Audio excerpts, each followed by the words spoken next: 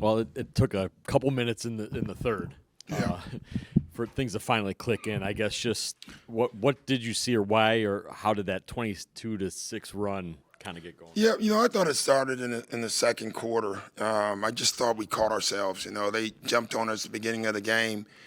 We got right back in it. I thought that was the biggest point of the game, other than the third, was the first and second quarter when they were up 12 or whatever, and we cut it back and it became a game again. That gave us life. Then we came out in the third quarter. I thought our defense was phenomenal. We basically took away their threes, and that's what they kept hunting, and we kept taking them away, and I thought it was great. Just specifically the threes, I think they miss every three they had tried in the third quarter. Obviously, there's some make-miss stuff there, but did you feel like... there were a few make-miss, but most of the time they were contested threes, and that's what we planned for.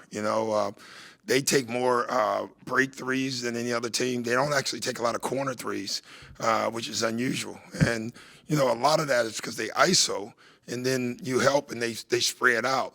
And we drilled it for 2 days, but as that ball, you have to arrive on the pass. That's all we talked about. You have to arrive on the pass and run them off the shot, and I thought our guys did that. I thought Cole, defensively, in that offense, he was great offensively, but defensively was phenomenal as well. Kuz and Bobby gave us a huge lift on the offensive end. And Kuz just played a whole floor game. Him and Scoot, I thought their floor games were terrific. Kuz, I think, is 11 of 13 in the paint tonight. Yeah. We always talk about how important it is for him to get downhill, but just what do you think he saw tonight?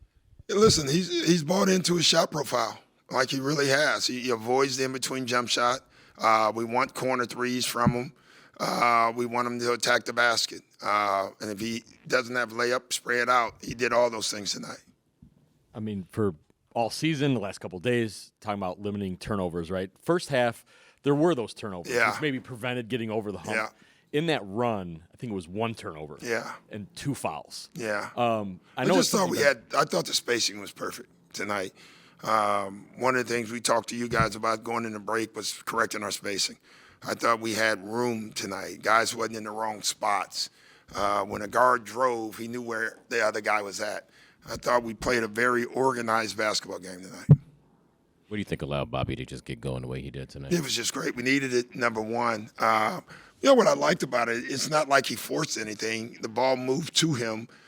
He got it in the right spots, and he took the right shots. So, and then I thought it was one of his better defensive games. I thought he competed on the defensive end tonight. I think a few of the guys in the post-game interview over the thing were just talking about how, you kind of instilled in them wanted to play harder and such. Just kind of what things that you tried to instill over these last couple of days? Just a lot of multiple effort drills. Some are wouldn't make sense, honestly, in the real basketball world, but it was more exaggerated multiple efforts, make them hard, guarding the ball and then still getting out to your shooter. We did a ton of it for 2 days. Everything was multiple effort. And I thought it spilled over into the game.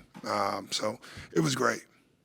Maybe off that, when there have been losses, it's been sort of familiar things. When there's wins, it's familiar things. A lot of what we're talking about. How can you build on this? And you just have to, but we just haven't really. We got a game coming up now. We got to do it again.